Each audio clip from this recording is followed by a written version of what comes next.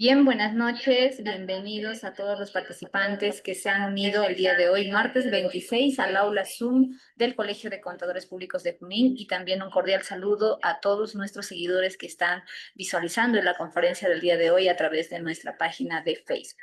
El día de hoy vamos a desarrollar la conferencia con el tema la negociación colectiva en el sector privado en las diferentes etapas según su procedimiento. Esto gracias a la alianza estratégica que tenemos con la Dirección Regional de Trabajo y Promoción del Empleo de la región Junín. Así es, la DRTP está contribuyendo con nosotros, con la comunidad contable, con este excelente tema de mucho interés por varios agremiados que lo han estado solicitando. Es así que el día de hoy el magíster abogado Gary Canchaya Fernández, especialista de la Dirección Regional de Trabajo y Promoción del Empleo, va a disertarnos acerca de este importante tema. Bueno, sin mayor preámbulo, voy a dar pase ya a nuestro ponente, no sin antes recordarles las normas de convivencia de nuestra aula Zoom. Todos los permisos están restringidos, solamente el ponente tiene la autorización del uso de la cámara y del micrófono, pero en la parte final, en la sección de consultas, de preguntas, vamos a habilitar brevemente los micrófonos para que puedan hacer llegar sus aportes y preguntas a nuestro ponente. Para aquellos que están visualizando por la página de Zoom, el link estamos compartiéndolo a través de nuestro WhatsApp, también está en el texto de la aplicación, para que puedan integrarse al aula Zoom y tener mayor interacción con nuestro ponente. Bien, damos la bienvenida entonces, magíster, para que pueda dar inicio a la conferencia. Queda usted a cargo. Buenas noches con todos. Muchas gracias.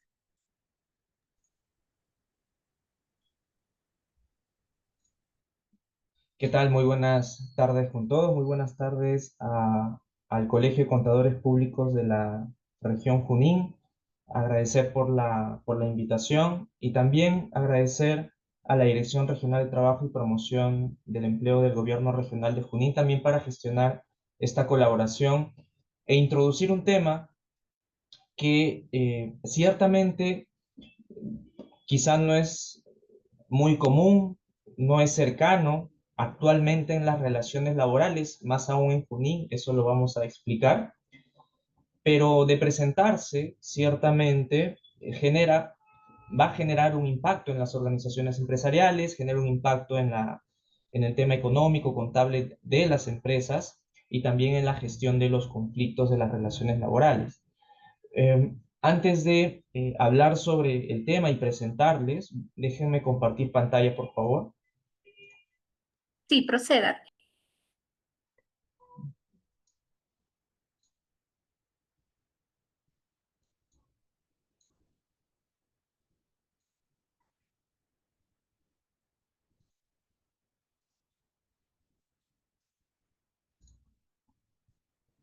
Ahí se ve, ¿verdad?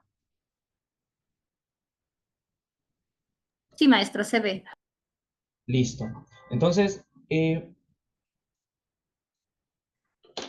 presento, soy Gary Canchay, actualmente abogado especialista en temas de gestión de conflictos y relaciones laborales y docente universitario. Y en esa medida, para hablar del tema del ejercicio de la negociación colectiva, yo les ofrezco conversar de 6 puntos en específico, ¿correcto?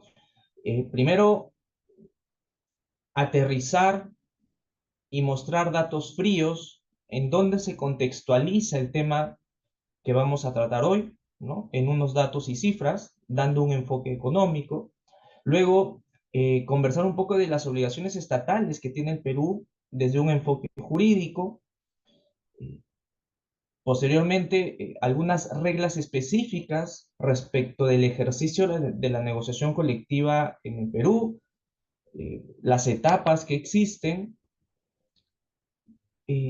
las obligaciones que se activan una vez que estamos frente a la negociación colectiva y finalmente, a modo de conclusión, algunos comentarios sobre la gestión de conflictos que podría presentarse a propósito del desenvolvimiento de un diálogo social promovido por los trabajadores para mejorar aspectos económicos, aspectos de condiciones de trabajo a través de la negociación colectiva. Esos 6 puntos es lo que propongo, vamos a conversar, espero que se pueda transmitir bien la información y principalmente escuchar algunos comentarios, algunas preguntas que ustedes en este espacio puedan comentar y participar. Entonces empecemos, ¿no? Primero con los datos fríos, con las cifras de lo que, en dónde nos vamos a desenvolver cuando hablamos de negociación colectiva. Y necesariamente, si hablamos de negociación colectiva, estamos hablando de un contexto de las relaciones de trabajo. Y si estamos hablando de relaciones de trabajo, claro, en principio tendríamos que saber cuántas empresas tenemos el Perú, ¿no? Y ubicándonos un poco en la región también. Si nosotros acudimos a las fuentes oficiales del Ministerio de Trabajo que reportan sobre la base de la información de la planilla electrónica, tenemos que a junio del 2025 se han reportado 375.585 empresas en todo el Perú. Y aquí van a estar las micro, las pequeñas y la gran empresa. Y en Junín, de este total, en Junín solamente se cuenta con el 2.05% de empresas, ¿no? Y desde un ranking de todas las regiones, Junín se ubica en el puesto 10 del número de empresas constituidas en el Perú, solo con 7.692. Luego, si vamos en las relaciones de trabajo, siempre va a estar una parte representada por el empleador y su contraparte, su complemento, que va a ser los trabajadores. Si nos enfocamos en los trabajadores, los datos que reporta el Ministerio de Trabajo es que a junio de 2025, trabajadores formales en el sector privado asciende a 4.207.762 trabajadores en el Perú, y solo el 1.58% se ubican en Junín, ¿no? En Junín actualmente se está reportando trabajadores formales en el sector privado, 66.511, ¿no? Igual se mantiene en un ranking en el puesto 10 en comparación de todas las regiones del Perú. ¿Dónde se ubican los trabajadores, la mayor cantidad de trabajadores formales en el Perú? Tenemos a Lima, tenemos Callao, tenemos Arequipa, tenemos La Libertad, ahí están los 5 primeros puestos, ¿no? Y las regiones que están más pegadas a la costa.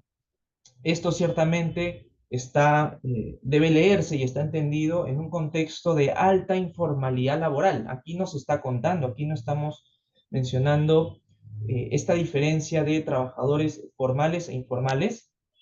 Ciertamente esto es un número pequeño en relación a la cantidad de trabajadores de trabajadores informales que tiene nuestro país, ¿no? Y un dato no menor y que está directamente relacionado con el tema que vamos a conversar es que de este total de trabajadores formales en el sector privado, el Ministerio de Trabajo reporta que a la fecha, o bueno, en este caso al 2023, solo se tenía mapeado a 194.346 trabajadores sindicalizados, ¿no? Que eso reporta más o menos una tasa de sindicalización de 4%. ¿Y eso por qué está directamente vinculado con el tema de la negociación colectiva? Porque finalmente los beneficiarios de un proceso de negociación colectiva serán los trabajadores sindicalizados, si es que ese es su ámbito de negociación. Solamente el 4%, el 4.61% de sindicalización en el Perú. Y si tomamos otro indicador, como es el tema de los ingresos económicos de los trabajadores, también podemos destacar algunos aspectos, como que el promedio a 2023, ¿no? Ya desde desde el anuario estadístico del Ministerio también, pero sectorial, se reporta que el promedio de remuneraciones en el Perú aproximadamente es de 2.687 soles. Eh, algo menor es el promedio en Junín, donde oscila entre 2.331 y 2.335 soles en promedio a esa fecha, ¿no? Pero aquellos trabajadores que participan de una negociación colectiva, lo que el ministerio reporta es que el promedio de remuneraciones de estos trabajadores que de alguna manera están involucrados en la negociación colectiva, su remuneración promedio mensual asciende y se incrementa a 3.871 soles. Entonces, un impacto hay, un impacto en el, el monto de los ingresos a consecuencia de la negociación colectiva, existe una diferencia. Sin embargo, si esto lo comparamos a nivel país con otros países, teniendo como foco el promedio que los países de la OCDE tienen respecto de la sindicalización y la negociación colectiva o la cobertura de negociación colectiva a nivel regional, lo que vamos a encontrar es que ciertamente estamos muy por debajo en comparación con esos países, ¿no? Ojo que la OCDE ya desde hace algún tiempo esta parte ha recomendado al Perú adoptar medidas desde distintos sectores, ¿no? En el ámbito normativo, en el ámbito institucional, en el ámbito de la organización del Estado, en el ámbito de turismo, de producción, pero también en el ámbito de las relaciones laborales, ¿no? Y el diagnóstico que ha hecho la OCDE, si es que el Perú quiere formar parte de este grupo de países que tiene un estándar de formalidad y de desarrollo mucho más alto que otros países que no forman parte de la OCDE, claro, va a tener que combatir contra el principal problema que está presente en las relaciones laborales, que es la informalidad laboral. Y claro, a partir de ese diagnóstico, una de las tantas recomendaciones que ha hecho la OCDE para combatir la informalidad laboral en el Perú, eh, y ha sido revelador de cara al discurso que normalmente se maneja en nuestro país, es fomentar la sindicalización. Ojo, ¿no? La OCDE lo que le ha sugerido al Perú es una de las formas, uno de los caminos para poder salir de la informalidad, entre otros aspectos, es fomentar la sindicalización y promover la negociación colectiva como una forma de eh, sincerar y uniformizar la capacidad adquisitiva de los trabajadores a través de una negociación colectiva que tenga una cobertura amplia a nivel de sectores territoriales, ¿no? Va a ser que los trabajadores y su desarrollo económico y el impacto que va a tener en la dinámica económica va a permitir salir de un pozo en el que actualmente nos encontramos. Y eso lo ha mencionado porque si nos vemos con los países de Sudamérica, ¿no? De la región, que están en la OCDE, el último país que ha sido incorporado a la OCDE ha sido Colombia, por ejemplo, vemos que la tasa de sindicalización en Colombia es del, del 10%, de Chile el 17% y el promedio de la OCDE ronda el 16%, y el Perú, al menos de la información que reportaba o que se reportó en su momento a la OCDE, era del 6%, ¿no? Y la cobertura de la acción colectiva, una diferencia mucho más amplia. En el Perú, los trabajadores que están cubiertos por la negociación colectiva no supera el 4%, cuando en Colombia tenemos un 16%, en Chile un 20% y un promedio OCDE que bordea los 32-33%. Claro, y esto se explica, entre otras cosas, por la informalidad que hemos mencionado, ¿no? Una informalidad que tenemos básicamente el 72%, mucho mayor a los otros países y muy alejado al promedio de la OCDE y los países que la conforman, ¿no? Estas cifras ciertamente muestran que el Perú está en una desventaja, una desventaja. Y claro, como mencionaba, uno de los caminos, una de las recomendaciones que la OCDE ha indicado al país como una política de Estado es combatir esa informalidad a través del cumplimiento de ciertas obligaciones y que además son obligaciones que provienen, son obligaciones estatales que provienen de un enfoque jurídico eh, por otros organismos. Por ejemplo, ya entrando al segundo punto, tenemos que el Perú ha suscrito un convenio internacional en el marco de su participación en la Organización Internacional de Trabajo ya hace más de 50 años, ha suscrito eh, el convenio 98, un convenio 98 que obliga al Estado peruano, como a todos los Estados miembros que suscribieron ese convenio internacional, que el Estado tiene la obligación de adoptar medidas adecuadas a las condiciones nacionales, a las condiciones peruanas, para estimular y fomentar los procedimientos de negociación voluntaria en la que participe por una parte los trabajadores o las organizaciones de trabajadores y por otra parte los empleadores o las organizaciones de empleadores. ¿Con qué objeto? Con el objeto de reglamentar por medio de convenios colectivos, de contratos colectivos, el término que utiliza la OIT, por medio de reglamentar, ajustar las condiciones de trabajo, ¿no? Condiciones de trabajo, condiciones de empleo en el que están comprendidos las remuneraciones y aspectos no solamente de interés de los trabajadores, sino aspectos de productividad que puede ser de interés de las empresas. Todo eso el Estado tiene la obligación de estimular y fomentar, ¿no? Procedimientos de negociación colectiva voluntaria entre trabajadores y empleadores. Y el Perú ha recogido esa obligación estatal en su constitución. Tenemos que el inciso 2 del artículo 28 de la Constitución reconoce ciertos derechos colectivos a los trabajadores, derechos constitucionales. Reconoce y garantiza el derecho a la negociación colectiva, a la sindicalización y a la huelga.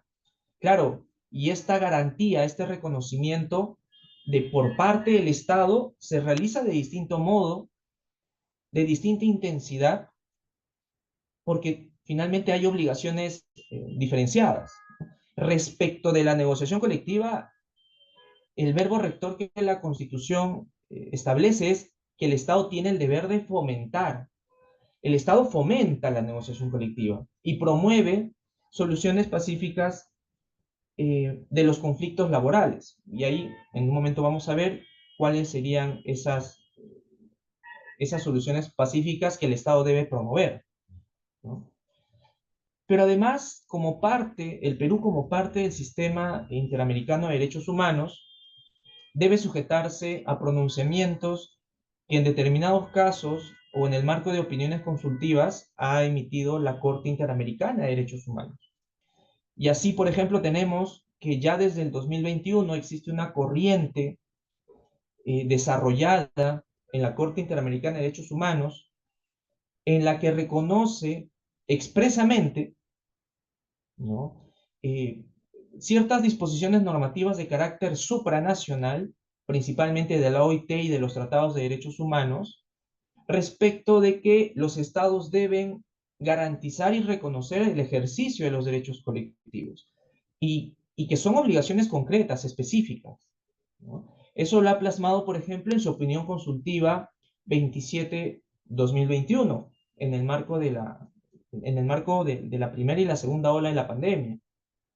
Y que esa opinión consultiva, a su vez, ha servido como sustento para analizar casos contenciosos, responsabilizando a estados, en este caso Guatemala, por no hacer respetar en el foro interno estas obligaciones específicas en materia de derechos colectivos, ¿no? En ese caso de ex trabajadores del organismo judicial contra Guatemala, el Estado de Guatemala no cumplió con su deber de reconocer ciertos derechos vinculados al ejercicio del derecho de huelga.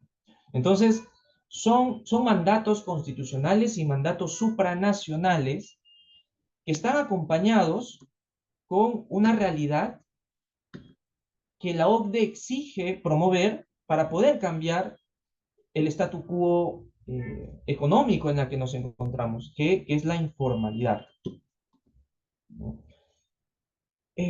Por su parte, aterrizando un poco estas obligaciones, estos mandatos constitucionales, tenemos que el Tribunal Constitucional, ya desde hace muchos años, en el caso Sutrampor, recaído en el expediente 3156-2009, ha tenido ya la oportunidad de desarrollar cómo es que debe desenvolverse la negociación colectiva, porque finalmente el Estado tiene que fomentar la negociación colectiva entre trabajadores y empleadores con el objetivo de que ambas partes puedan regular sus condiciones de empleo, ¿no? En los términos de la OIT.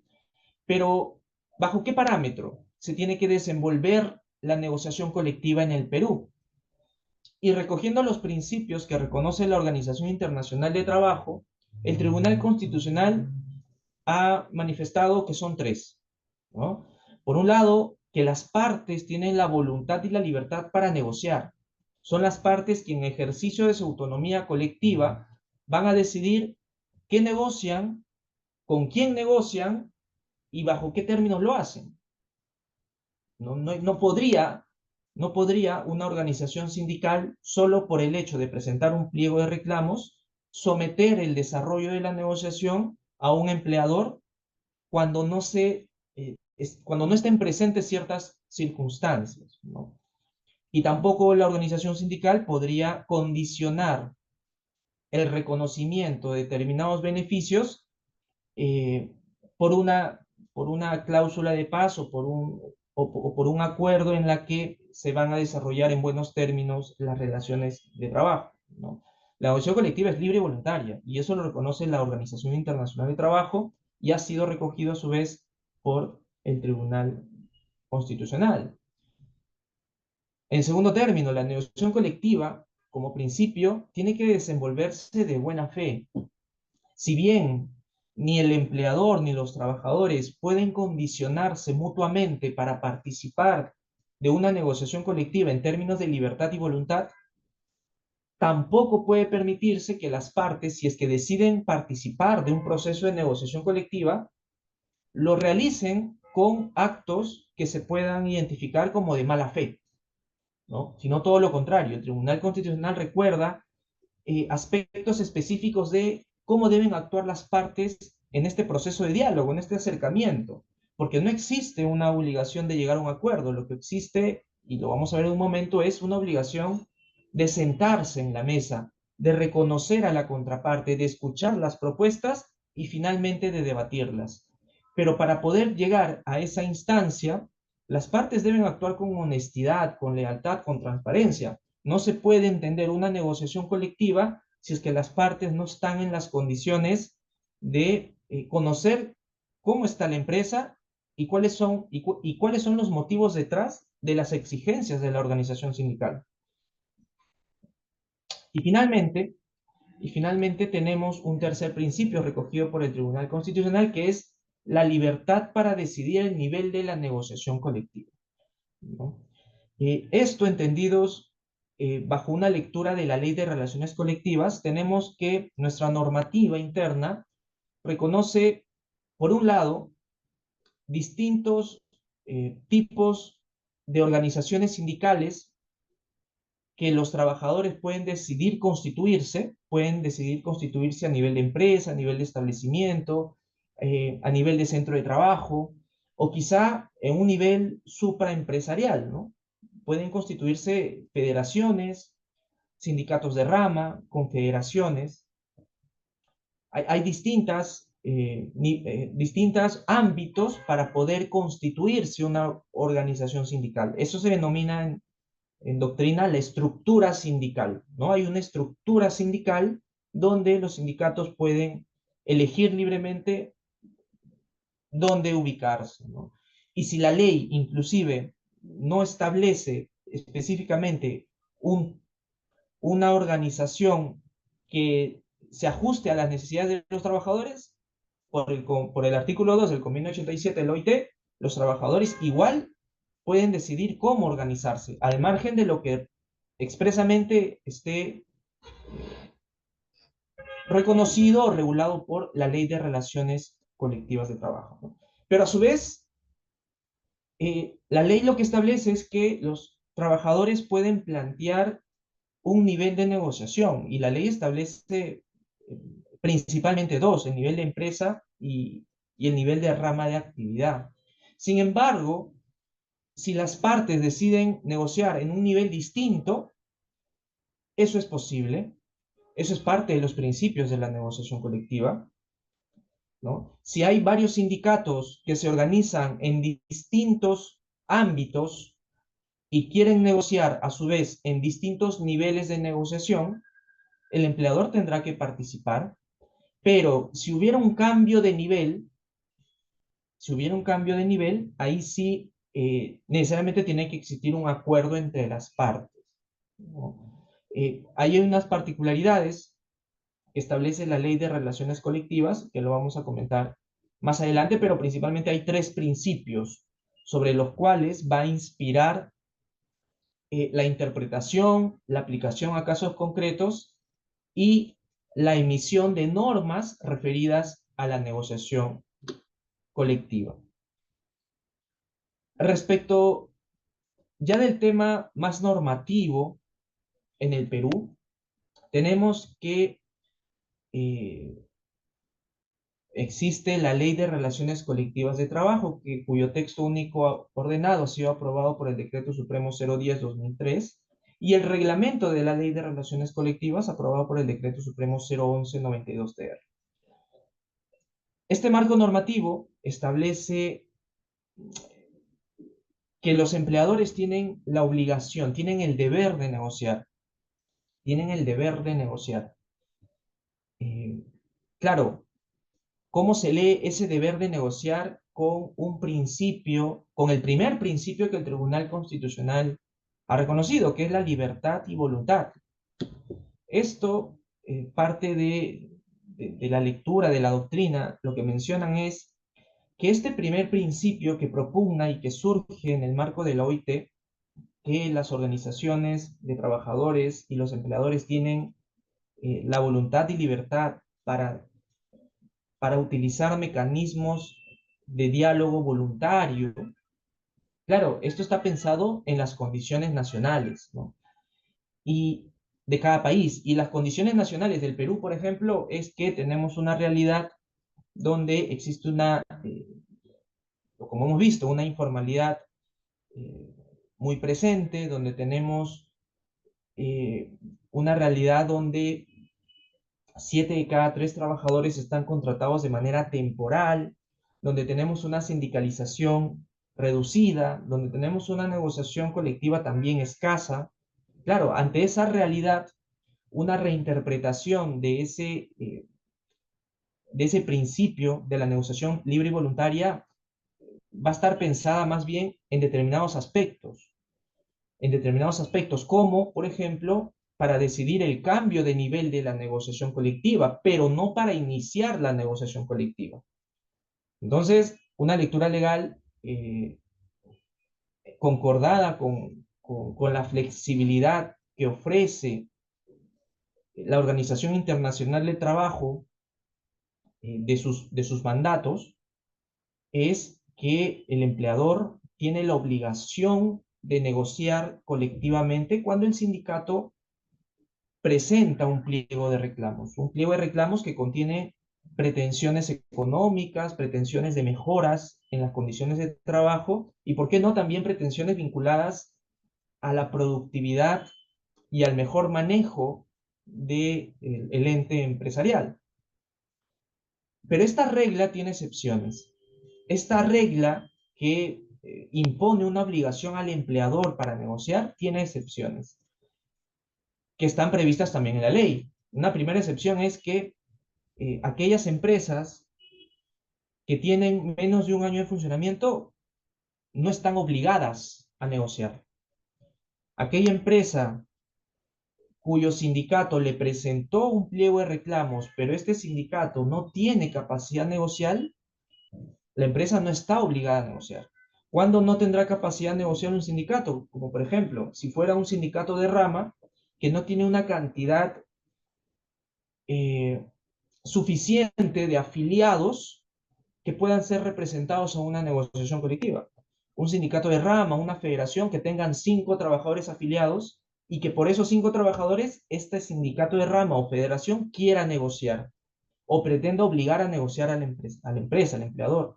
Ahí la posición del Ministerio de Trabajo y del Poder Judicial es que el empleador no está obligado, en esas condiciones no está obligado a negociar. O un sindicato sin legitimidad negocial, es decir, si no estamos frente a un sindicato que cuenta con la mayoría absoluta eh, dentro de un ámbito de negociación. Si tenemos varios sindicatos y todos son minoritarios eh, y solamente uno de estos minoritarios quiere negociar en representación de todos, eh, el empleador no está obligado a negociar en esos términos, en representación de todos, no podría, ¿no? Y solamente va a negociar en representación de sus afiliados.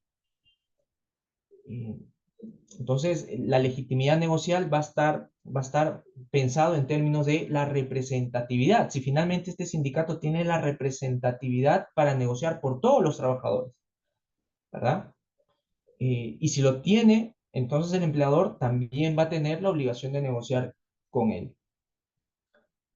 Y otra excepción que también ya deja abierta por los antecedentes negociales que estén dentro de esta unidad empresarial es si es que dentro de esa empresa ya se encuentra vigente un convenio colectivo suscrito entre la empresa y ese mismo sindicato u otro sindicato.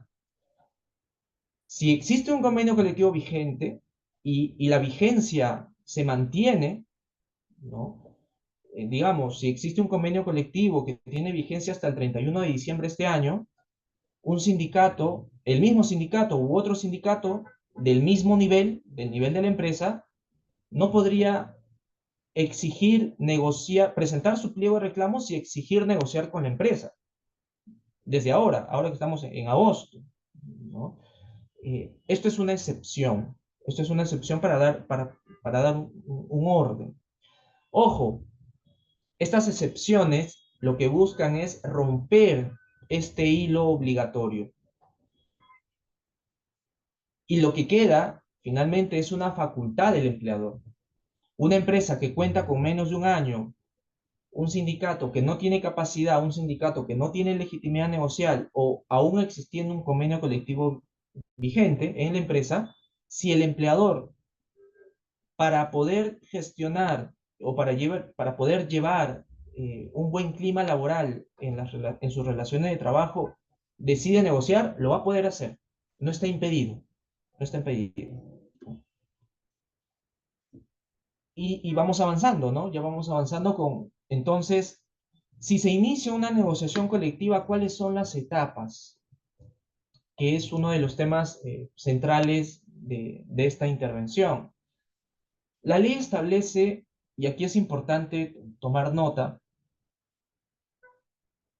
cuando la ley regula etapas para que se pueda llevar a cabo un diálogo en términos de buena fe entre la representación de trabajadores y la representación de empleadores, lo que hace es reconocer espacios en la que las partes puedan ejercitar ese diálogo.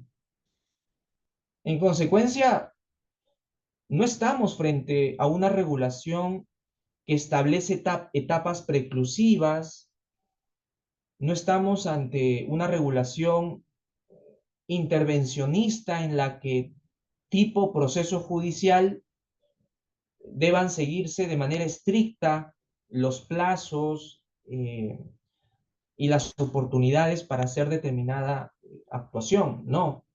Lo que tenemos dentro de las etapas del procedimiento para ejercitar la negociación colectiva es espacios. Un primer espacio donde es un espacio natural y en consecuencia obligatorio, va a ser donde de manera directa las partes se reconozcan como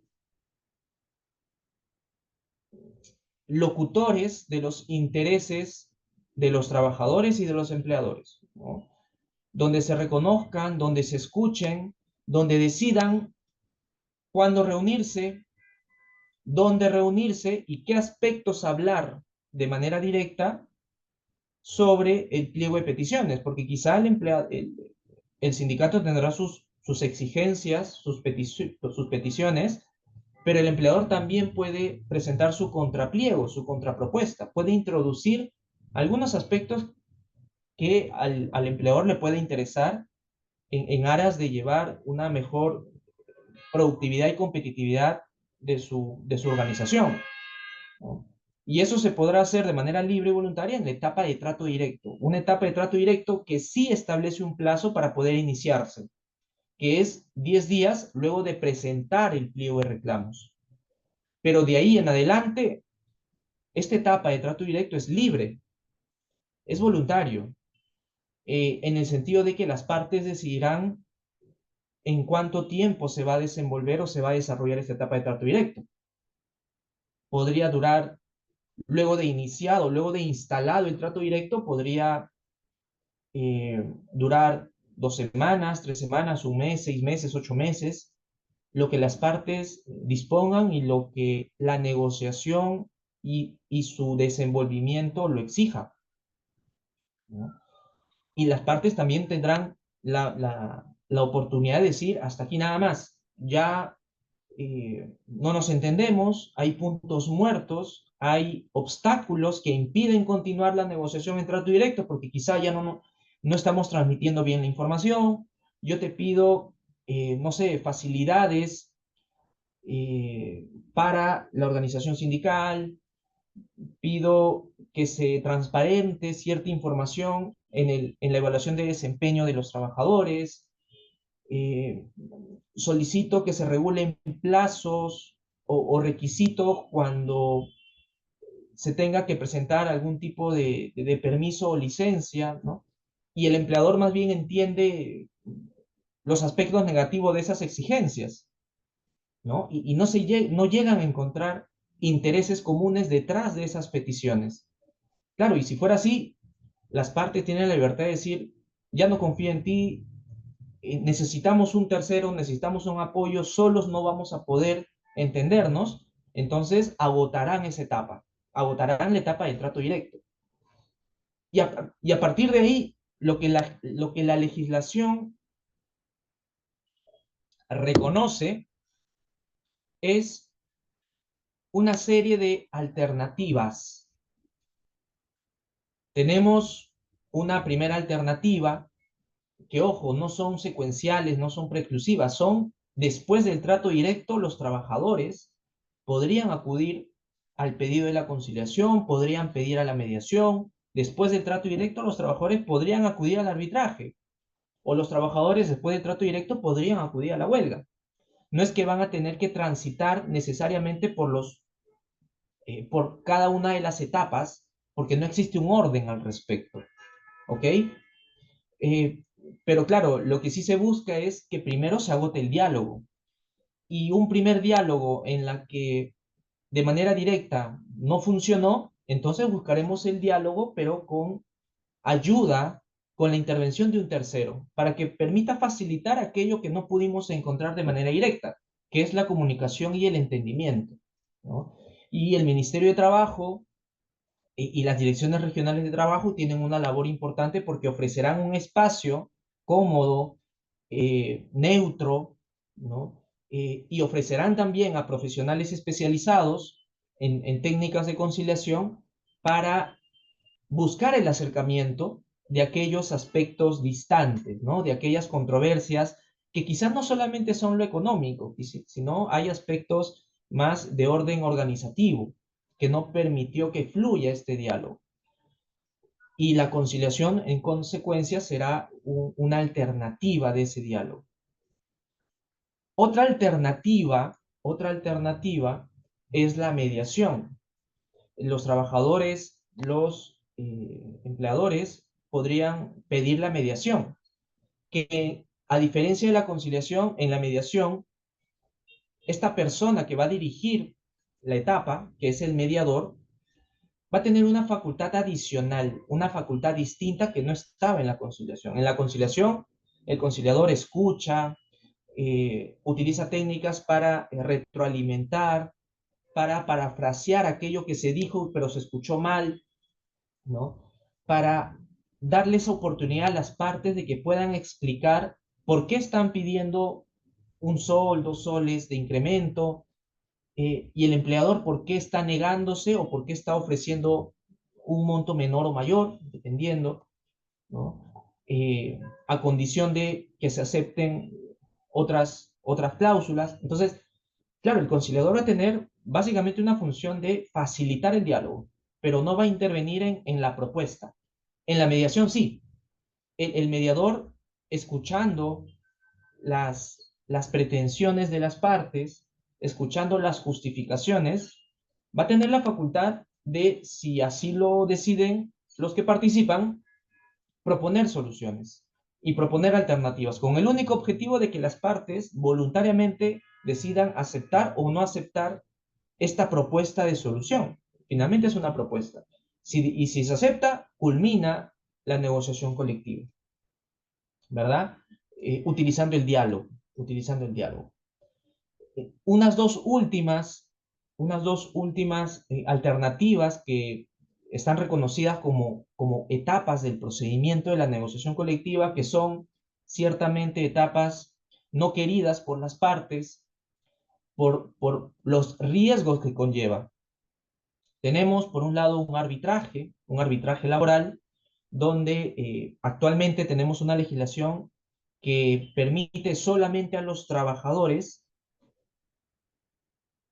activar un arbitraje laboral de manera potestativa, ¿no? Si es que las partes libremente no deciden irse a un arbitraje, denominado arbitraje voluntario, para que un tribunal, una, dos, tres, las personas que decidan, el empleador y la empresa, que darle las facultades para que decida su conflicto, si es que las partes no eligen un arbitraje voluntario, donde puedan tener la libertad de establecer estas características de quién va a ser su árbitro, cuántos árbitros van a decidir, ¿no? sobre el destino de la negociación colectiva, entonces el otro camino es el arbitraje potestativo, donde una de las partes va a obligar a la otra parte a acudir al arbitraje, trayendo consigo todos los gastos de tiempo y dinero que son propios del arbitraje, ¿no? Eh, y, y ese arbitraje potestativo, de acuerdo a la ley, bueno, de acuerdo al Decreto Supremo 014, que está vigente, esa facultad de obligar a la otra solo parte o solo está reconocido para los trabajadores, ¿no? Y es un riesgo este camino del arbitraje porque ambas partes están poniendo en manos de un tercero imparcial el destino de la negociación. Por lo tanto, nadie podría garantizar al 100% que esa decisión va a cubrir las expectativas, ya sea del sindicato o de la empresa, ¿no?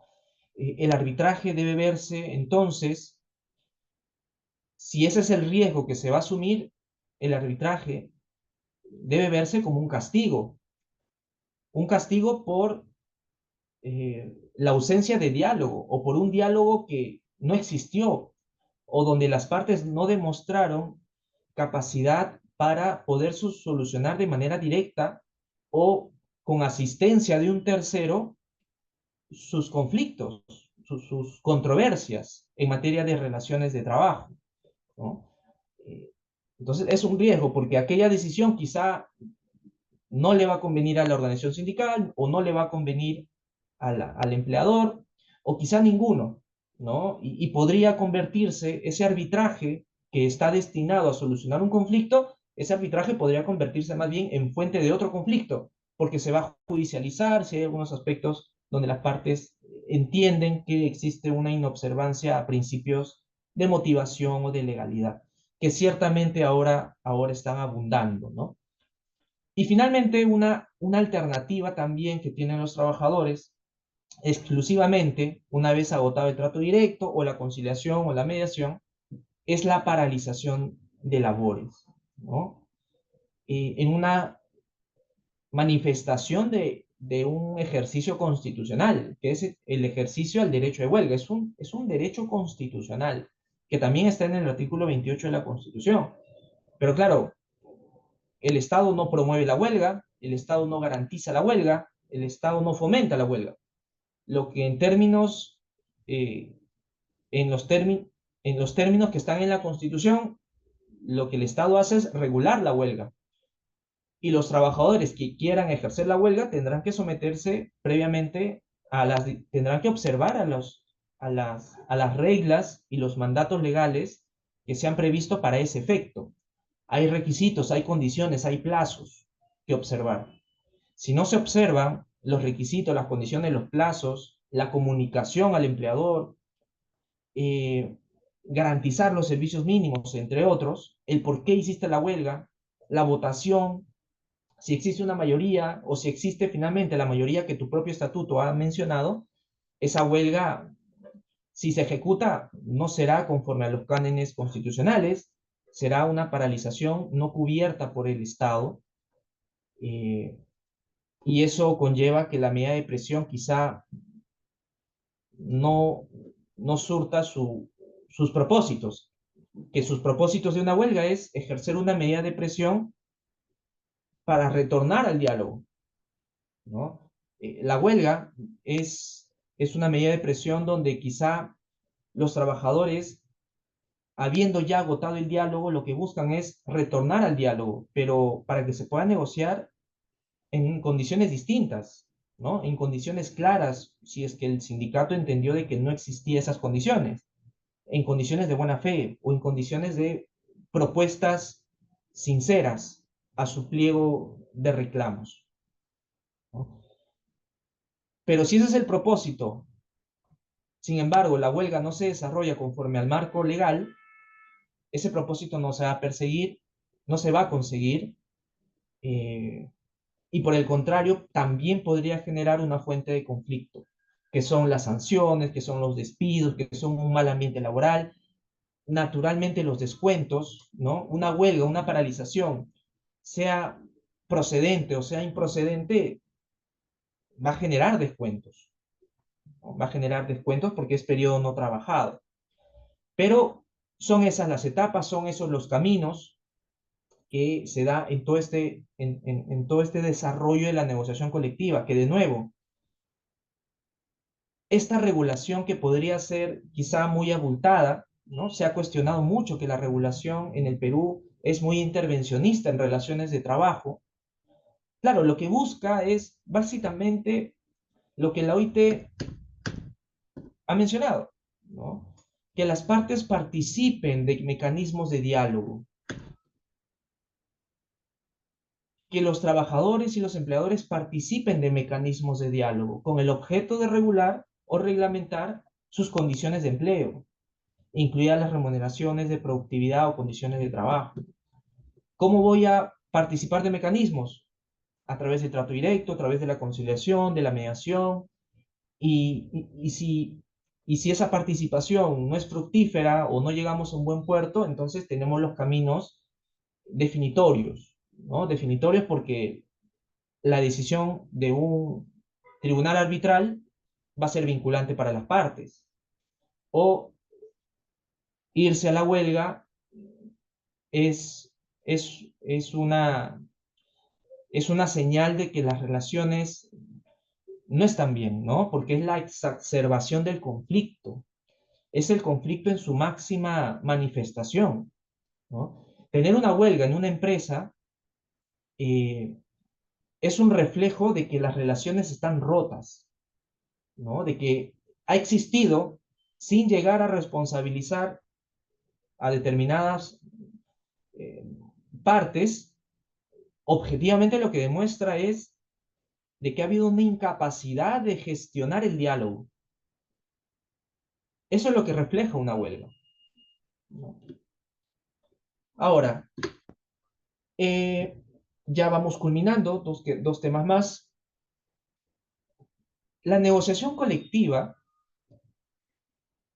cuando se desarrolla y cuando inicia la negociación, cuando la organización sindical presenta al empleador su pliego de reclamos, más incremento de remuneraciones, quizá algún bono, alguna facilidad, transparentar información, generar un espacio donde el sindicato pueda transmitir información a sus afiliados, que es un periódico mural, ¿no? O quizá un local sindical, o quizá la autorización para que se formalice un canal institucional a través de los correos corporativos, ¿no? Que se le permita mandar esa información por los correos corporativos a los trabajadores, etcétera, etcétera, ¿no? Ese pliego, esa presentación, va a activar una serie de deberes empresariales, una serie de deberes del empresario, del empleador o los que lo representan.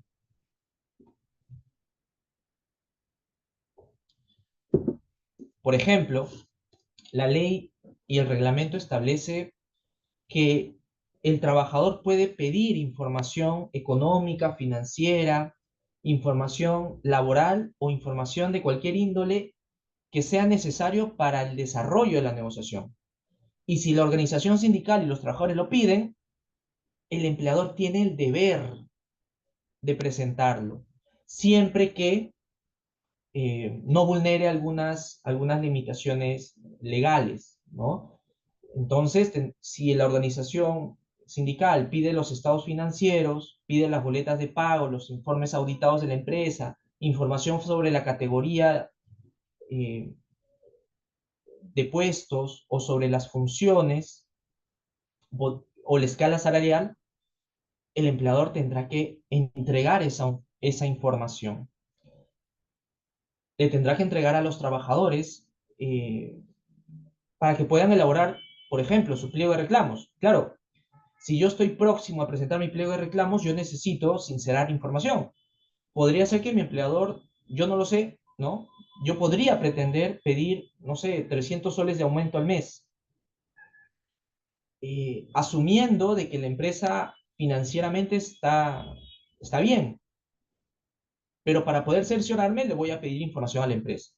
Si la empresa me la da, ahí yo voy a poder verificar que quizá no estaba tan bien como yo esperaba. Entonces, mi pretensión de 300 soles se va a reducir, se va a sincerar, ¿verdad? Pero si el empleador no presenta, esconde, dificulta, obstaculiza, eh, este diálogo no se va a poder llevar a cabo de manera sincera, honesta, ¿no? Y no se van a poder encontrar finalmente estas posiciones.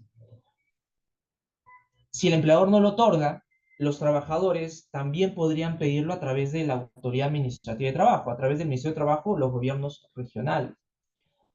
Y además, podrían pedir los trabajadores para tener insumo objetivo de cara a la negociación colectiva, podrían pedir la elaboración del dictamen económico laboral.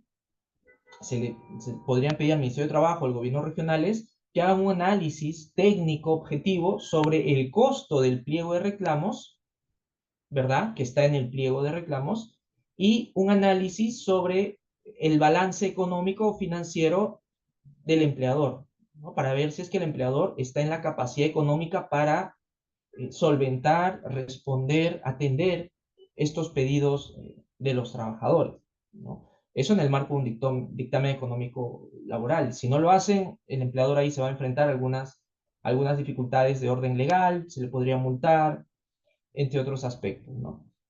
El empleador también tiene un deber específico de colaborar para que se lleve a cabo una negociación colectiva de manera correcta, adecuada, honesta, de buena fe. Si el sindicato necesita, por ejemplo, algún espacio algún espacio de tiempo para preparar su pliego, para capacitarse, eh, la ley le establece una licencia sindical para actos de concurrencia obligatoria, que es, por un lado, que es máximo de 30, a menos que por convenio colectivo se supere esos días. pero también existe una licencia sindical por negociación colectiva. Y esa licencia sindical no tiene un tope, no tiene un número. Entonces, si la organización sindical va a prepararse para participar en la negociación colectiva y pide licencia, el empleador tiene el deber de otorgarle la licencia. Claro, eh, el mal uso de esa licencia o no queda, la fiscalización queda para la propia organización sindical. Serán los propios trabajadores quienes puedan, digamos, llamar la atención o sancionar aquella conducta de dirigentes sindicales que hacen un mal uso de una licencia sindical. Me dicen que, no sé, me voy a capacitar y de ahí por redes sociales me entero de que está jugando pelota, que está yéndose de viaje, de vacaciones. Entonces, ahí hay un reproche que en principio eh, va a corresponder a los propios trabajadores en el marco de su autonomía colectiva, ¿no? Eh, pero, pero ese deber de colaboración está presente, ¿no? De proporcionar espacios está presente, de asistir a las reuniones, ¿no? Cuando las partes pactan que van a iniciar la negociación colectiva, podrían pactar un cronograma de reuniones. Y el empleador, como regularmente sucede, utiliza las instalaciones de la empresa para llevar a cabo esas reuniones. Y en casos y en determinadas empresas específicas, lo que utilizan son más bien otros espacios neutros, ajenos al centro de trabajo, ¿no? Para que este diálogo se lleve de manera, en percepción, un poco más libre, ¿verdad? Pero se tendrá que brindar esas facilidades, como por ejemplo, alquilar este local, ¿no? Poner las condiciones, asistir de manera puntual, ¿no? Una negociación colectiva en la que se cite a las 9 de la mañana y el empleador va a las 9:30 y los trabajadores esperaron media hora, no se estaría cumpliendo este deber de colaboración. Inclusive sería una manifestación que podría, ¿no? Si se ve en su contexto y con otros elementos adicionales, podría calificarse como mala fe en la negociación colectiva, ¿no? Y esto también lleva a que existe un deber que en todo momento el empleador tenga una conducta apropiada, ¿no? Si le llega el pliego de reclamos, el empleador tiene que evaluar el pliego de reclamos, tiene que analizar, eh, tiene que presentar contrapropuestas, porque quizá podrían existir algunos puntos donde el empleador utilice ciertas exigencias para poder complementarla con indicadores de productividad y eficiencia, ¿no? Si el trabajador pide bonos por productividad, ok, yo como empleador voy a llenar de contenido aquellas condiciones para medir la productividad, dependiendo del sector empresarial en el que estemos, ¿no? Tú quieres bono, excelente, yo necesito productividad, pero tú no me vas a decir cuándo voy a tener productividad o no. Entonces, busquemos alternativas de diálogo, pero solamente se puede llegar a esa situación si se evalúa un pliego, una petición, de manera razonada, ¿no? Eh, y no realizar actos antisindicales, ¿no? Eh, ofrecer ofrecer la licencia sindical, eh, casos que se han dado, por ejemplo, donde se manifiesta una inobservancia de esta conducta apropiada, es, y son casos que han sido sancionados por el Tribunal de Fiscalización Laboral, ¿no? Por la SUNAPIL, casos donde, por ejemplo, los miembros de la comisión negociadora están trabajando en jornada nocturna, ¿no? En una empresa que tiene 3 turnos, ¿no? Una jornada de noche y madrugada, y sabiendo que la mayoría de los miembros de la comisión negociadora están en esa jornada nocturna, programan reuniones para las 9 de la mañana, cuando ya está la jornada, digamos, la primera jornada del día, ¿no? Que es de la mañana. Y siempre se programa esa hora. Entonces, claro, ahí qué facilidades se está dando, qué colaboración se está dando, qué conducta apropiada se está dando, ¿no? Obviamente estos trabajadores que son representantes de la comisión negociadora no van a estar en las condiciones adecuadas para que luego de una jornada de trabajo seguramente agotadora, puedan estar lúcidos para sentarse en una mesa de negociación y hablar por un determinado periodo de tiempo temas, temas referidos al pliego, ¿no? Y eso ha pasado. Entonces, existe un deber empresarial para respetar esos cánones de conducta. Y finalmente, ya para ir a las preguntas, eh, el tema de gestión. El tema de gestión. Hablar de negociación colectiva es hablar también de conflicto laboral y cómo se gestiona este conflicto laboral. Hay dos opciones, ¿no?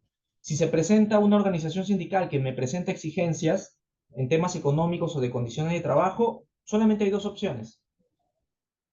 O lo veo como una oportunidad de diálogo constructivo, o más bien lo gestiono mal, ¿no? Si voy por el primer camino de verlo como una oportunidad y no como un defecto, si lo veo como una oportunidad, claro, podré reconocer de que esto es una oportunidad para que se facilite, ¿no? O se va a dar el espacio para facilitar una comunicación, va a ser una oportunidad para que las partes se entiendan, se vean, se escuchen y puedan solucionar de manera pacífica eh, temas que quizá estuvieron relegadas en el tiempo, ¿no? Quizá malos entendidos, quizá dentro de una propuesta existe una carga emocional negativa frente a los representantes de la empresa y esa va a ser la oportunidad, pues, para encontrarnos y ver un camino de solución y superar esta situación a través de la comunicación. Ver en la oportunidad del diálogo que se podrían acudir a soluciones beneficiosas, que no solamente satisfagan a quien presentó el pliego, que son los trabajadores, sino también a quien va a tener que respetar los acuerdos de ese pliego, que son los empleadores, ¿no? Y ahí los empleadores lo que podrían es utilizar esta solución para fomentar la paz laboral, para fomentar la colaboración, para incluir aspectos que permitan incrementar la productividad, ¿no? Y la eficiencia de acuerdo a los indicadores que esté manejando el equipo correspondiente, ¿no? Claro, una mejora de condiciones está siempre presente cuando se está hablando de negociación colectiva, pero será una oportunidad de mejora o será una oportunidad de diálogo para mejorar las condiciones cuando se reconozca qué es lo que está detrás de ese pedido, ¿no? Quizás son salarios atascados, congelados en el tiempo y que quizás no se encontró la oportunidad para poder actualizar los criterios que permitan incrementar o ajustar estos montos, ¿no? O las condiciones de trabajo, todo ello con criterio de equidad, ¿no? Y finalmente el clima laboral, ¿no? El clima laboral que está demostrado tiene una incidencia directa en la productividad y la eficiencia al momento de que los trabajadores desempeñan sus labores porque hay mayor concentración, hay menos fricción, hay menos espacio de tiempo pues para estar, eh, digamos, eh, invirtiendo tiempo en aspectos que sean distintos a la mejora de la productividad. Y la otra opción es, claro, que se vea eh, como un aspecto negativo la negociación colectiva, ¿no? Que se vea como un defecto, ¿no? Y eso genera un riesgo. ¿Por qué? Porque si no se gestiona de manera adecuada estas exigencias de los trabajadores, lo que va a representar para la empresa es paralizaciones, huelgas, ¿no? Y que va a conllevar las interrupciones operativas, necesariamente pérdidas económicas o quizá daño reputacional. A su vez, claro, si es que no se gestiona bien un diálogo de buena fe, cumpliendo con los plazos, dando las facilidades, entregando la información económica, ya sea que me haya pedido los trabajadores o el Ministerio de Trabajo, esto podría conllevar a litigios, ¿no? Demandas ante las autoridades judiciales o multas ante las autoridades administrativas como SUNAFIL, y que quizá no tengan un soporte legal, pero el solo hecho de que no se haya gestionado podría motivar, justificar, exacerbar ciertas pretensiones de los trabajadores para hacerlos valer en las vías judiciales o administrativas, sabiendo que no tienen causa legal, ¿no? Pero sabiendo eso, igual es arrastrar al empleador a un gasto innecesario eh, para poder defenderse en esas instancias, ¿no? Por los costos legales o administrativos que conllevan. Un deterioro de la imagen, ¿no? Una paralización necesariamente tiene un impacto público, tiene una percepción en los destinatarios de los bienes o servicios que produce o que ofrece la empresa, ¿no? Entonces, no está bien visto, y uno también, en momentos donde las redes sociales están muy presentes, se debe manejar de manera cuidadosa. Y la disminución de la productividad, ¿verdad? El conflicto erosiona la moral, genera abstencismo y una caída en la eficiencia y la calidad. Entonces, son esos algunos de los temas que queríamos compartir en el marco de la acción colectiva. Muchas gracias por su atención, estoy atento a sus comentarios y quiero, antes de despedirme, pues aprovechar en saludar al Colegio de Contadores Públicos de Junín, ¿no? Por el mes de aniversario que estamos próximos ahora en septiembre. Muchas gracias y estoy atento a sus preguntas.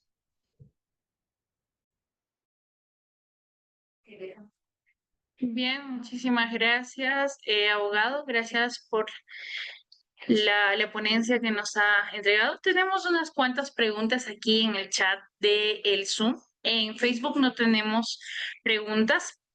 Voy a proceder a leerla, por favor. Dice Elizabeth Villavila, dice, ¿en qué parte del decreto 010-2013 o su reglamento señala que el mediador propone soluciones alternativas? Entiendo que en el proceso de negociación colectiva, el conciliador no propone propuestas. Es importante saber la base legal de esta mediación. Las etapas de la negociación colectiva son trato directo, conciliación ante la autoridad y luego el sindicato puede optar por arbitraje o huelga. La mediación no es parte del proceso de negociación colectiva. Es lo que nos menciona Elizabeth. Lo dejaría con la respuesta, abogado. Y también, si alguno más de los participantes tendría alguna consulta, pueda escribirla, por favor, a través del chat para continuar con las respuestas.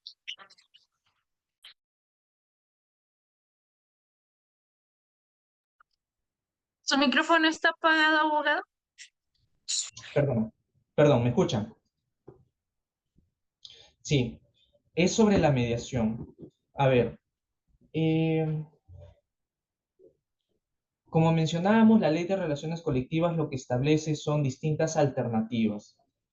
Tenemos, por ejemplo, si ustedes revisan el artículo 70 de la Ley de Relaciones Colectivas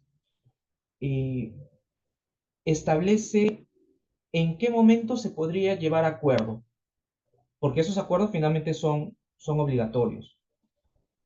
Los acuerdos adoptados en conciliación o mediación, los laudos arbitrales o las resoluciones de la autoridad tienen la misma naturaleza y surten idénticos efectos que las convenciones adoptadas en negociación directa. O sea, aquellos espacios que la ley reconoce para que las partes puedan negociar, va a tener un solo producto, que es el acuerdo, la negociación. Estos espacios de la conciliación y de la mediación están reconocidas. Esta diferencia mínima de que si el mediador puede proponer o no, también está reconocido. Y yo puedo entender que exista alguna dificultad porque, claro, nuestra legislación no es concordante, con la legislación que se tiene, por ejemplo, para otras materias o en otros países, ¿no? En otros países la lógica es completamente distinta. En la mediación más bien en la mediación las partes no intervienen. Perdón, en la mediación el mediador no propone alternativas de solución, ¿no? En nuestra legislación, lastimosamente, la Ley de Resoluciones Colectivas, que es desde el año 92, que no ha sido cambiado en esos términos, no reconoce esa naturaleza y más bien sí le otorga facultades propositivas, ¿no? Sí le otorga. Y la mediación inclusive se da en dos momentos. Se da después de la conciliación. Si las partes no se ponen de acuerdo en conciliación, los trabajadores podrían pedir la mediación, o inclusive estando en huelga, los trabajadores podrían pedir la mediación, o la autoridad de oficio promover la mediación. Eso está en el artículo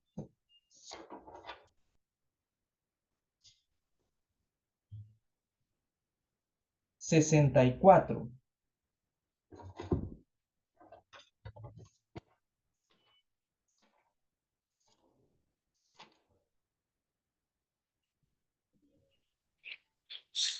Sí, bien, 62, perdón, ¿no? abogados. 62. Los trabajadores pueden alternativamente declarar la huelga conforme a las reglas del artículo 73.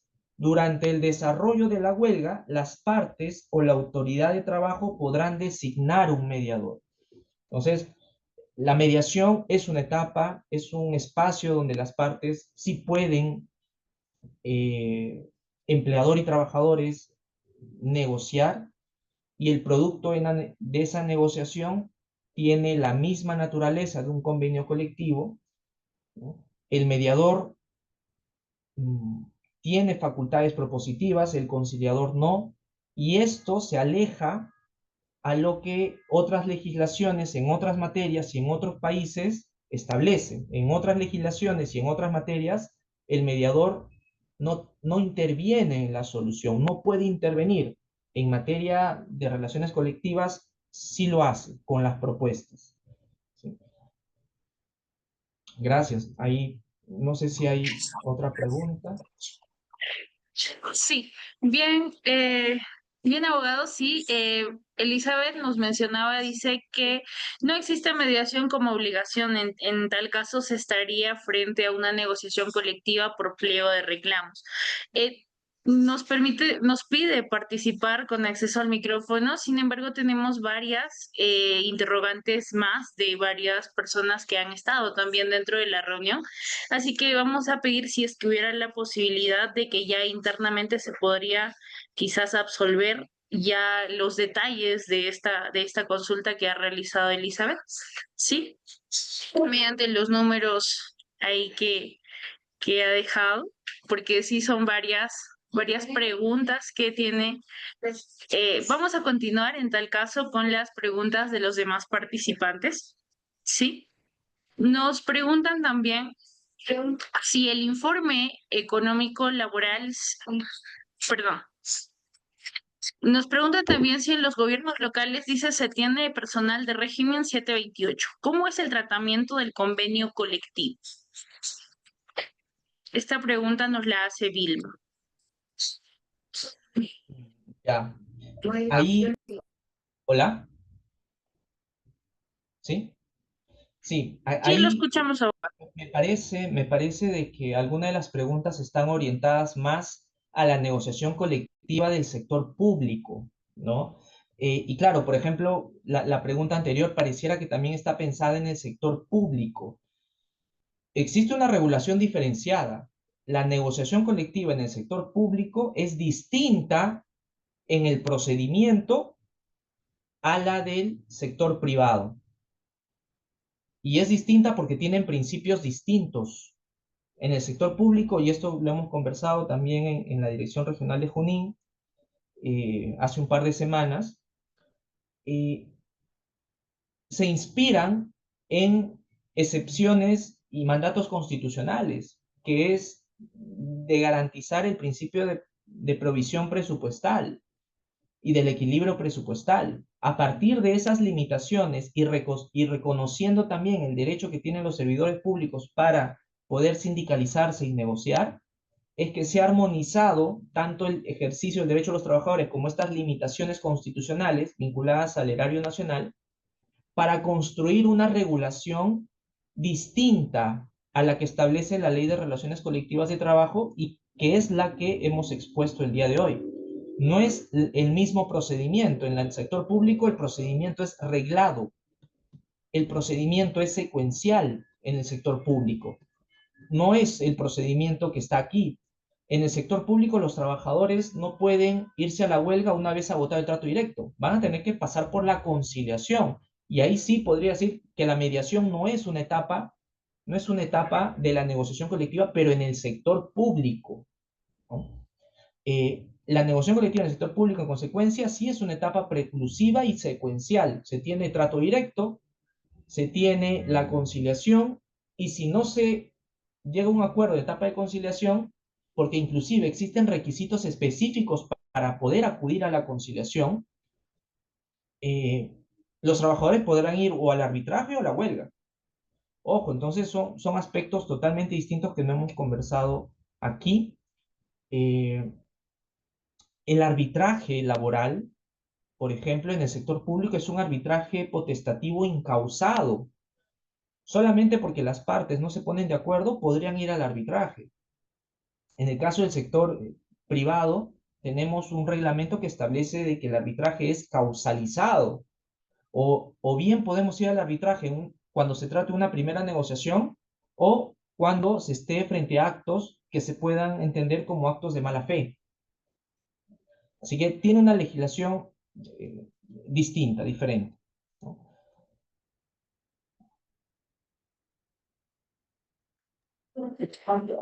Perfecto, abogado. Continuando ya con las preguntas, tenemos otra pregunta más. La de Tony dice, ¿en qué casos el empleador está obligado a proporcionar al sindicato la información económica y financiera necesaria durante la negociación colectiva? Son dos momentos en realidad. El sindicato tiene un plazo, no más de 90 días. Si es que existiera un convenio colectivo vigente, la ley señala que en no más de 90 días, o sea, 3 meses aproximadamente, dentro de ese periodo de 3 meses antes de que culmine la negociación colectiva, el sindicato puede pedirle al empleador privado de una empresa privada, no ni siquiera una entidad pública que tiene régimen 728, sino tiene que ser privada, puede pedirle esta información que habíamos mencionado acá, ¿no? La información económica financiera, el estado financiero, los 3 últimos semestres, la boleta de pago, informes auditados, categoría, toda esa información. ¿Con qué objetivo? Con el objetivo de poder preparar su pliego de reclamos, elaborar el pliego de reclamos y presentar el pliego de reclamos para iniciar la negociación colectiva. Esa es la oportunidad adecuada para pedirle información al empleador.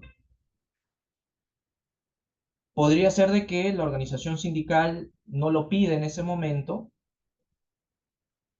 porque quizá existe discrepancias de determinada información que el empleador no quiere proporcionar, pero ya la negociación colectiva avanzó, ya se presentó, ya están en trato directo. La ley entonces se pone en otro escenario. Si las partes no se ponen de acuerdo sobre qué información debe entregar el empleador, será la autoridad quien dirima, quien defina qué información se va a entregar. Entonces, son dos momentos, ¿no? Un momento natural, que es antes de presentar el pliego, y otro momento en un escenario de controversia, donde la autoridad va a decidir o va a ser por intermedio de la autoridad qué información el empleador va a tener que presentarle a los trabajadores. Eso por un lado incluso. Por otro lado, esa información financiera quizá ya no va a ser entregada directamente a los trabajadores, pero los trabajadores lo que sí podrían pedirle a la autoridad administrativa de trabajo es que elabore un dictamen económico laboral, un dictamen que contiene por un lado una información económica respecto del costo del pliego de aquellas cláusulas de contenido económico, de cuánto va a costar atender ese pliego, de acuerdo a la información proporcionada por el sindicato, y va a tener un aspecto de económico financiero donde va a evaluar el estado situacional económico de la empresa, ¿no? Y va a llegar y el ministerio, la autoridad de trabajo va a llegar a una conclusión, ¿no? ¿Cuánto costaría, por ejemplo, en términos económicos, cada incremento, un sol de incremento del pliego, cuánto le costaría de manera total a la empresa, ¿no? Y ese dictamen sí se le va a notificar a la organización sindical y sí va a ser útil para la organización sindical. Es más, esa información, ese dictamen económico laboral, podría que no se solicite en el trato directo, en la conciliación, sino más bien lo quiera utilizar el tribunal arbitral para poder justificar sus decisiones y emitir el laudo arbitral. Entonces el tribunal arbitral podrá pedir al Ministerio de Trabajo que le entregue el dictamen económico laboral o el informe laboral, en caso ya existiese un dictamen, un informe laboral en el que solamente se va a actualizar el contenido económico de la propuesta final presentada por el sindicato en el arbitraje y la propuesta final presentada por el empleador en el arbitraje, ¿no? Para poder decidir cuál de ellas razonable y económicamente se ajusta en el parámetro de esa información. Entonces son varios momentos, son destinatarios distintos, pero que tiene como único objetivo justificar y sincerar la información en el marco de la negociación colectiva.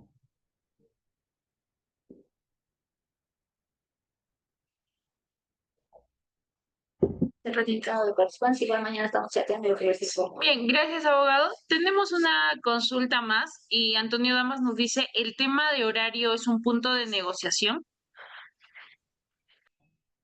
Interesante, interesante. Y eso es otra diferencia que existe en la negociación colectiva del sector público y sector privado. En el sector privado, en realidad no existe limitaciones, principalmente no existe limitaciones en las materias negociables en el sector privado, ¿no? ¿Y eso por qué? Porque uno de los principios de la negociación colectiva en el sector privado es la voluntad y la libertad para la negociación. ¿Con quién negocio, qué negocio y bajo qué términos lo hago? ¿No? Si una empresa privada quiere negociar horario o jornada y está en las condiciones de disponer ello en el convenio colectivo, entonces podrá hacerse. Pero eso no aplica de manera libre, abierta para el sector público. El sector público tiene otros principios. Existen materias no negociables que también está reconocida en la ley 3.11.88. Bajo responsabilidad de las personas que firman acuerdos que van en contra de aquellas materias no negociables. Aquí no hemos abordado mucho de la negociación colectiva, no hemos abordado en realidad la negociación colectiva en el sector público, pero a diferencia de estos principios, la negociación colectiva en la 3.11.88 tiene 4 principios. Comparte la primera, pero con una precisión. Existe una autonomía colectiva relativa en la negociación colectiva del sector público. Existe una buena fe negocial, ciertamente. Existe el principio de competencia, que está vinculada a las materias no negociables. Hay aspectos que solo le compete a la administración. Entre ellos, fijar jornada y horario.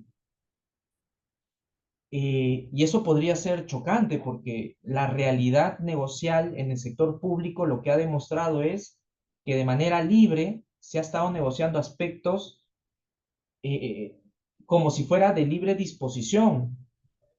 En el sector público, tema de jornada y horario no es un tema de libre disposición para las partes, porque jornada y horario muchas veces está pensada en la atención al público de la ciudadanía. Y claro, eso no es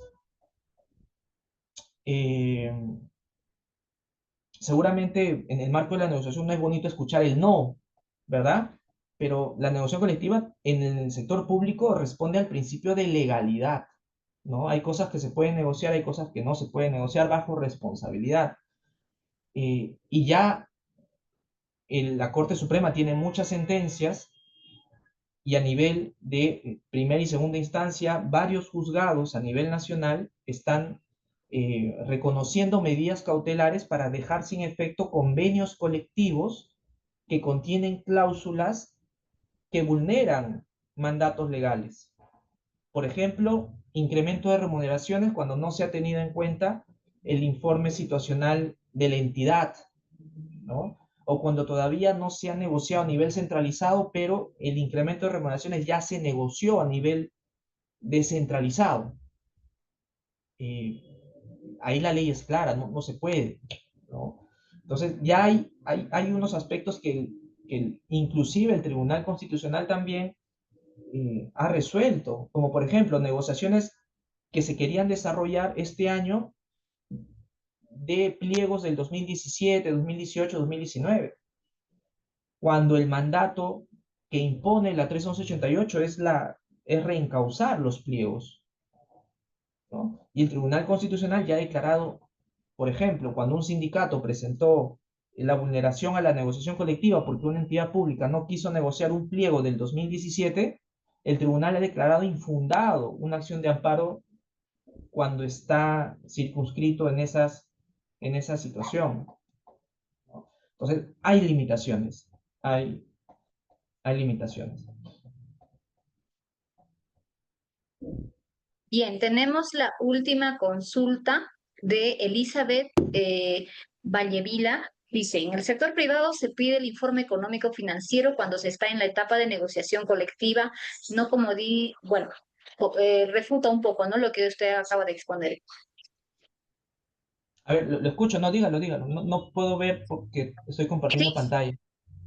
claro, dice, en el sector privado se pide el informe económico financiero cuando se está en la etapa de negociación colectiva. ¿Es así? Como mencionaba, si quieren les menciono el artículo. De que se piden, pero la oportunidad para que se pida es antes de que se presente el pliego de reclamos. Esa es la oportunidad. Porque el objetivo de presentar la información financiera, cuánto ganan los demás trabajadores, cuánto ganan el personal de dirección, de confianza, cuál es la estructura salarial, eh, qué beneficios o condiciones están recibiendo los otros trabajadores.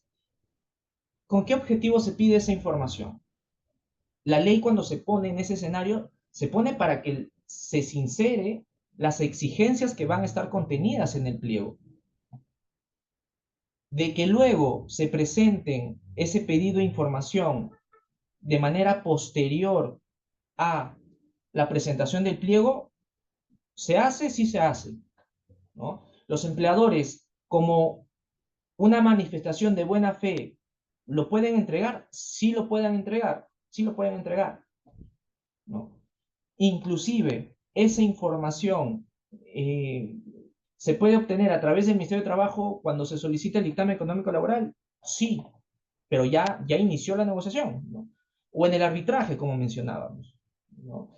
O sea, ya estamos en una etapa decisoria, definitiva, y quizá el sindicato no pidió la información económica, no pidió el dictamen económico, pero el tribunal tiene que resolver.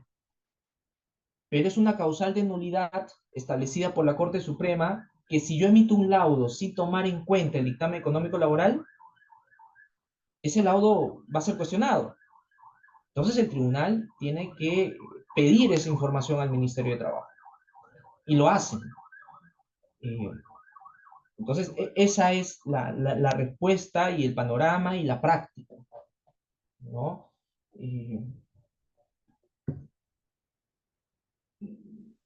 No sé si Bien, hay... tenemos, sí, Tenemos, disculpe, la última consulta que justamente el contador Luis Romero nos recuerda que cuando el sindicato y una municipalidad aprueban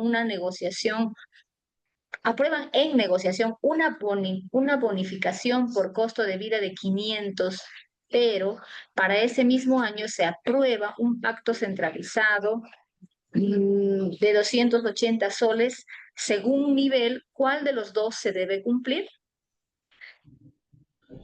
¿Me podrías repetir esa parte, por favor?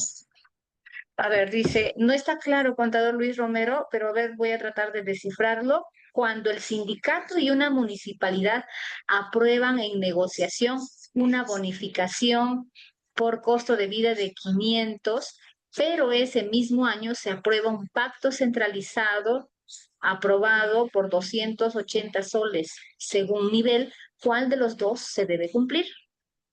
Ya, excelente. Ahí, claro, de nuevo, ¿no? Ya nos tendríamos que focalizar en la negociación colectiva del sector público y habría que mencionar nuevamente los principios, las reglas específicas que están presentes para este tipo de negociación.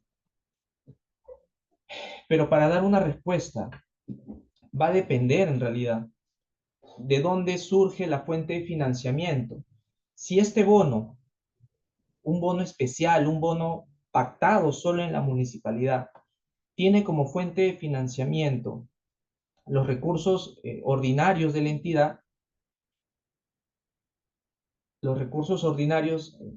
entidad, y que ha sido avalado por el informe correspondiente de la entidad, claro, eso se puede pactar y se puede otorgar. Al margen de lo que se haya pactado en la negociación a nivel centralizado, ¿sí?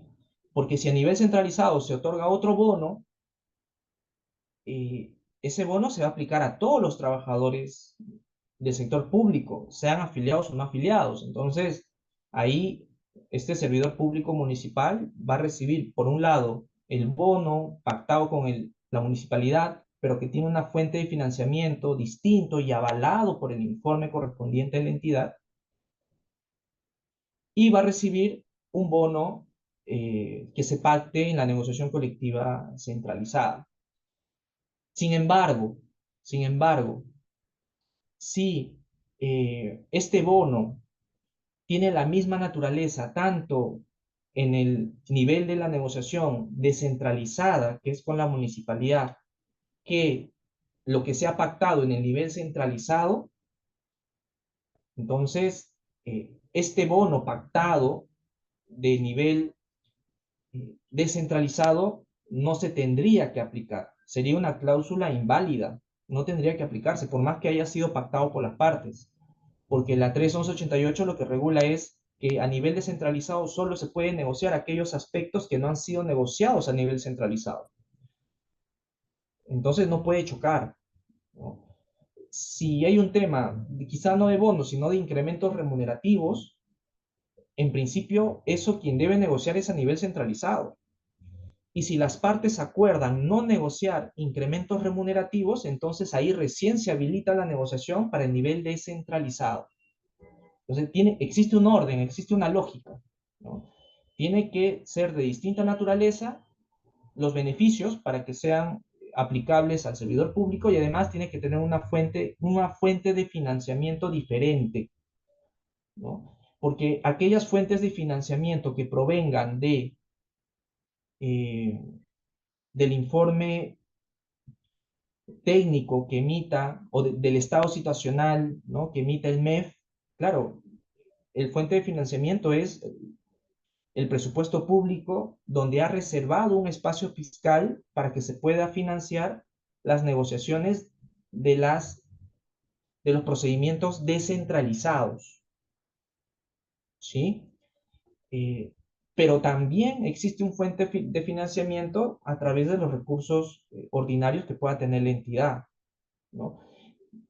Ese podría ser el fuente de financiamiento. Para un bono, sí, ¿no? Podrían sumarse para financiar bonos, sí, pero eso no podría chocar con lo que se vaya a pactar a nivel centralizado.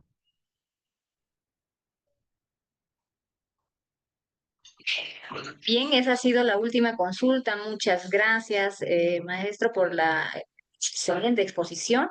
Es momento entonces de dar por finalizada esta conferencia, no sin antes entregarle, hacerle presente el certificado digital por su ponencia, otorgado al magíster abogado Gary Canchanya Fernández por su participación como ponente en la conferencia La negociación colectiva en el sector privado en las diferentes etapas según su procedimiento, desarrollada de manera virtual hoy 26 de agosto del 2025 con una duración total de 3 horas académicas. Firman al pie del certificado en la ciudad de Huancayo el 26 de agosto del 2025 nuestra decana, la CPC Maritza Maribel Yacta Subichaki, también nuestra directora secretaria, la CPC Marisol Berta Chávez Pineda. Muchas gracias entonces y de igual manera hacemos extensivo a toda la institución de la Dirección Regional de Trabajo y Promoción del Empleo de Junín, nuestro aliado estratégico para poder realizar esta conferencia y muchos eventos más que estoy segura